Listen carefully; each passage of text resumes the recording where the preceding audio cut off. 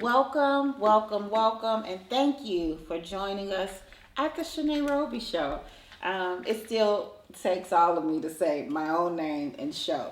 But today I am here. You've seen this person before, but I want to talk about something we do that's really great in fostering our marriage. So I'm here with my husband. Hey, Terrence Roby. Hello, Chanee Roby. How are you?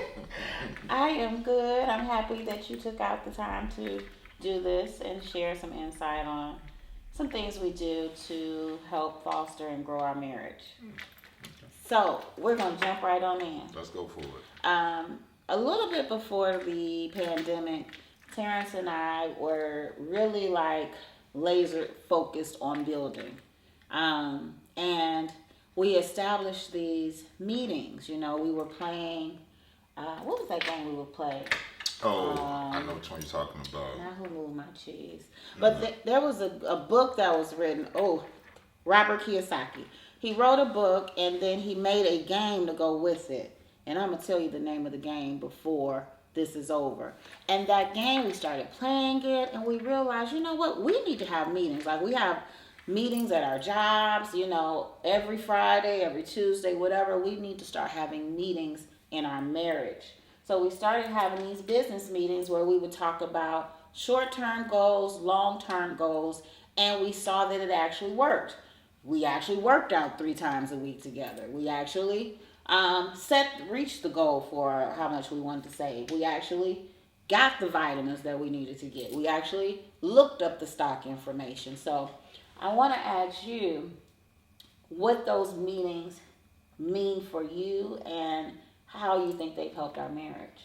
I would say, well, the meetings are important because when you start a meeting, you have to talk about topics, and some topics is not always easy, but it's best to have a plan or an idea because things happen.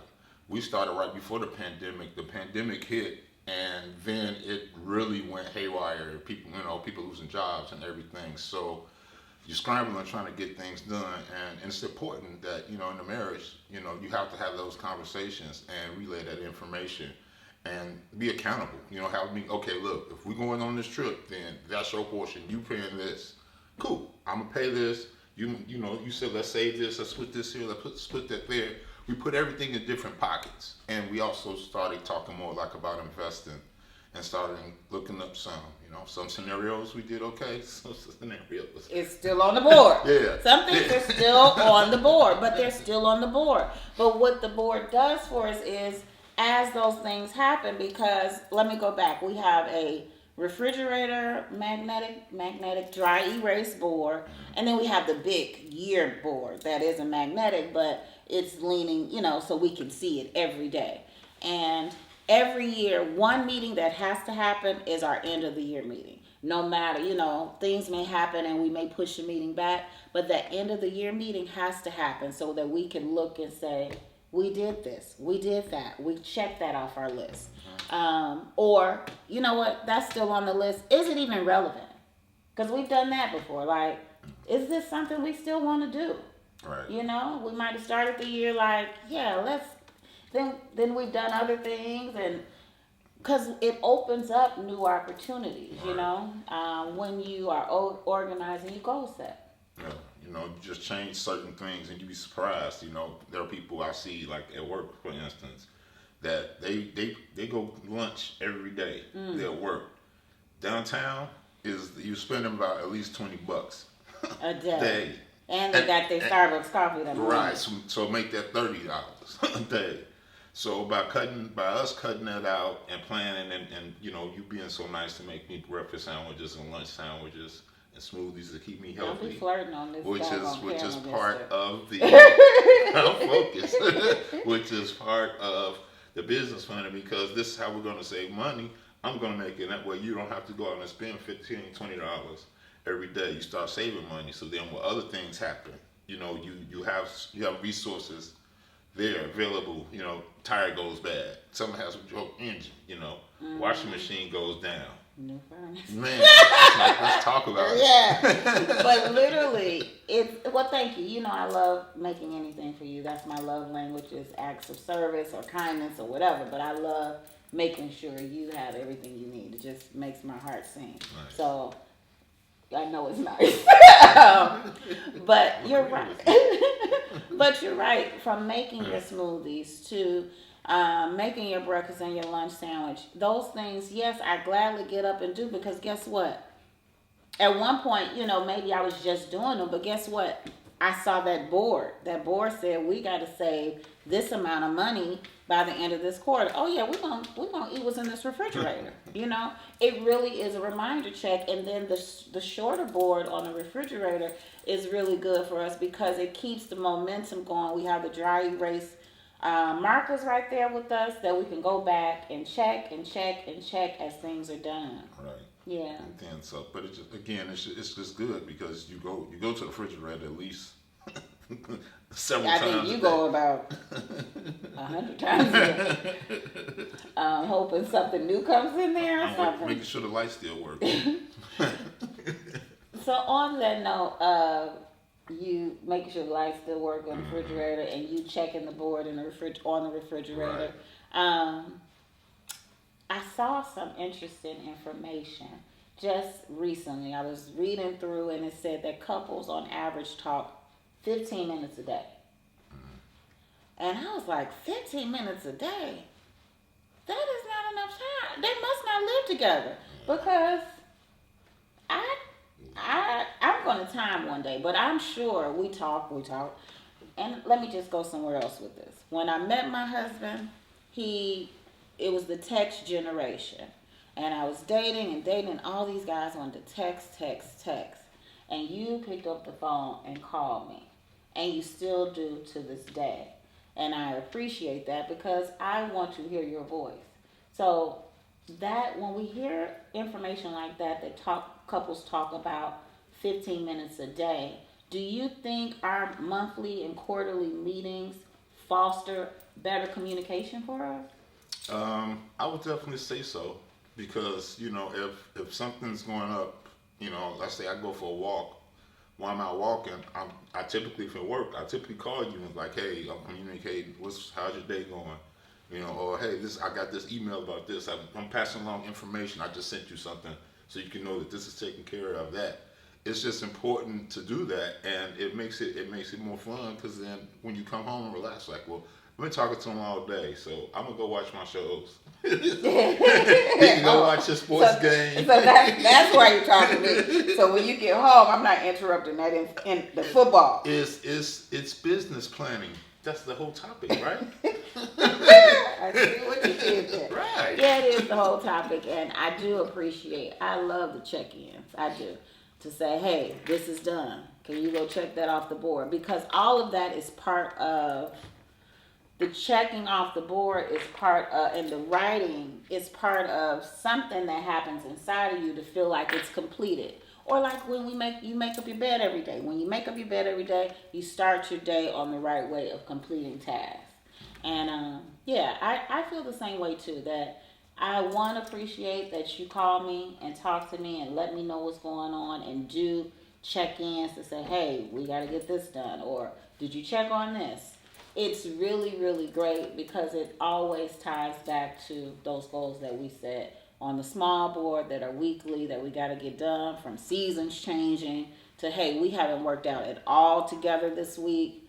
Um, let's go for a walk. Let's Right. at least go for a walk. So, do we always get our 3 times in a week? No, but we do get in one a week. We do once a week do some type of activity, stretch, walk, gym, workout in the basement. And would that happen if we didn't do that? Have our meeting? No, because it wouldn't even be a goal to obtain.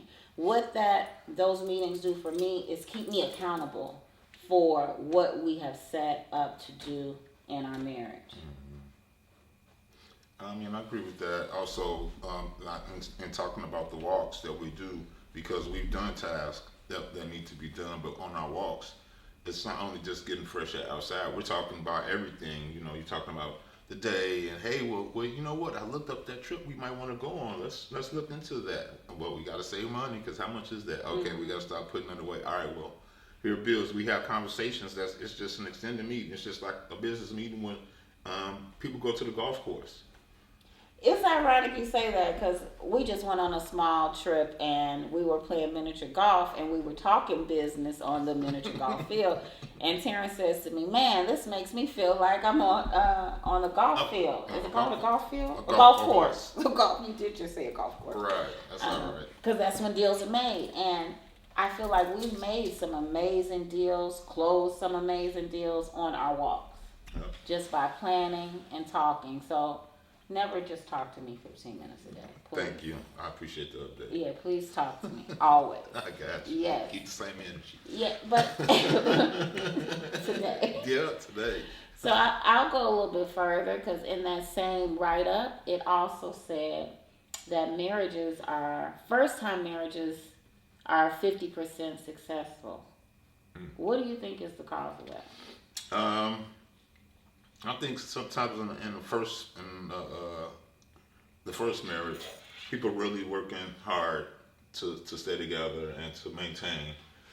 So they're kind of fighting a little bit. I think sometimes people just give up or just lose the urge to want to work on it. Sometimes people get to a boiling point. But it just depends on where you at and what you on. It doesn't. It's not easy. I mean, It's not easy. marriage is not easy. Let's be very clear. It is not easy. Yeah, it has its moments. It has certain times, scenarios, the good, bad, and different. But in the same token, you gotta have a conversation. And conversation turns to business meeting. So that's interesting. You went back to that. So communication is okay. So the root of marriage is God, right? The root of marriage is God, of how you keep your marriage together. But then there's stems, right? Do you think communication is one of those stems? Yeah. I mean, you need to let each other know what's going on, so things are accountable. Don't fall behind 6 months on the mortgage and don't tell anybody. Oh, jeez. That's how the fight started. That sounds like scary stuff right there to me. You know what I mean? Yeah. So you gotta be like, hey, I gotta take care of this business, but you gotta, it's good to detail it out. So, it's not that people are trying to count your pockets, but they just want you, like you said, be accountable for. Hey, you gotta pay for this bill. I need you to focus on that. We need this paid. Don't come and show me some Air Jordans you got for $250. Yeah. we need a water heater. And we need a water heater. Yeah. That's not gonna go over very well. No. So you think communication is one of the stems of marriage, right? Yes. And planning. Would you say so? Because our meetings, we are communicating, but the meat of it is planning, right? So we're planning for the near future, Right. the far away future. Mm-hmm. So because I really feel like we live in a very convenient, fast-paced goal world right now. And do you think planning is left out of marriages now? And the reason I ask you this is because we went through I want to say during the pandemic, well, maybe even before the pandemic, you would walk in the room or if we're in the car or whatever, you'd be like, you're not going to believe this such and such is getting a divorce. And these were couples that would be married a year and we'll be devastated. Like, what? Like, we didn't even get to hang with them yet or whatever it may be. So, and some of them had known each other for a very long time before they even got married. Yeah. So in those situations, when we think about how much time is put into choosing this, because it's a choice, choosing this partner and fostering that relationship, we've already said communication is one of the stems of it. Do you think planning, I won't say we because we didn't get caught up on a wedding. We wanted to be married, but it wasn't. Yeah. I wasn't bridezilla. That's true. We eloped. That's what I'm saying here. We eloped, and both of us have decent sized families. And when we started calling the places, we were both just recovering from 2008. We were like, you know what? We're going to take that money and do our basement. Wow, we were planning then. Correct. Yeah, why give that money to somebody else instead of using it for ourselves. Yeah. On that same budget, we were able to go, got a bunch of blessings while we were there. Go to Vegas, get married with 2 coins in our pocket, but lived a very lavish wedding experience by the grace of God. Like literally, yes, we planned to elope and to be very minimal in our wedding, in our marriage in Vegas, because we were already going to Vegas. Right. But we got there and just doors were open for us. Like, we got free food the whole time we were there. They upgraded our room. It was just like, things were just thrown at us. We're like, oh yeah, this is supposed to happen, you know? Right. But yeah, so planning. And I just literally had a light bulb moment. We were planning back then. So yes, planning is one of the stems of marriage. Mm-hmm. So in this world we live in, where you and I slow down and say, yes, I know you got to go show some properties, close some properties, whatever at this time. Yes, I know you have to ref or go to your full-time job. But at this time on our calendar, we are meeting. No. So do you think in this world we live in that we are not slowing down to take the time for the people that are most important in our lives? I think that is part of it. Sometimes you get caught up in the hustle and bustle of things you got to do, and you just do them. Mm-hmm. But it's better to relay that information to the other person and be like, "Don't I always pay that bill?" Yeah, okay, well, but still, just tell them, "Hey, we just paid." Mm-hmm. It's a good feeling to get that out too. You know, you get bad news right away. Mm-hmm. Yeah. So you don't have to search for it. Right. You don't have to search for it, and then to piggyback off of what you were saying as far as us Vegas and getting married, we actually came back and had a New Year's Eve party in the basement. That we finished And fixed. Most people hadn't even been down here. Yeah. And have family and people who couldn't make it come over here for New Year's. And had a good old time. And we planned that. Yeah, you couldn't even walk in our basement. Like we literally, my husband. You right here. Yeah, there you go. You did good. Terrence proposed to me on October 25th. 22nd. And we were married by December 29th of that same year. So literally we jumped in gear and he got down here and went demo crazy. Wow, we had a plan. We didn't write it out. No, it was more action. You got 3 days. Yeah. You got 3 days. If you don't come in 3 days, it's gone. We were worker bees. We were getting it done. Yeah. So we didn't write out the plan. So I do think people, couples, because this isn't just for couples. This is for everyone. It is written clear as day. You write your plan, you make it plain, right? Do you think there is something to us having that board and we sit here together and write on that board and say, this is, we want to get this done by this date instead of it staying in our head? Does that make it more actionable and accountable, and does that actually put it in motion compared to how we were planning this basement, but we never wrote it down anywhere? Right. We literally was just flying by the... Yeah, got to it, and just as you start moving stuff, you just find other ways to make different adjustments. But it was just the idea of doing that and we get the benefit out of it instead of us giving it to a place that's going to probably charge us a nice rip. So do you think writing out our board, writing out our weekly goal board, just putting quick things on there? Hey, check this. Did you look and see that this was done? Or Chanee, we need to order these items for the simple things to the big things. Yeah. Do you think writing it out, is there some type of attachment to completion? Yeah. Well, but again, by writing it out, it's visual. You can see it, so you can't run from it. You can't hide until it's done. And you do better off putting it out there because you can see it. You be like, oh yeah, you know what? Let me call about this insurance, or let me check on this thing, or let me go check and follow up or make this appointment, and then hey, I got a doctor's appointment, or I got a dentist appointment. You know what I'm saying? And you just all right, cool, here it is. And even if you don't remember, like another thing, the thing that we do all the time is calendars. Like when I have my referee games, my football games.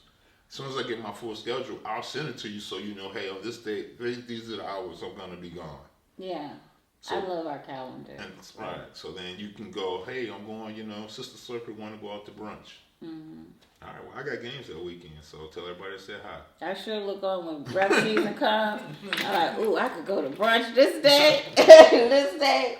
Yeah, I brunch it up during football You don't season. say. Thanks for the update.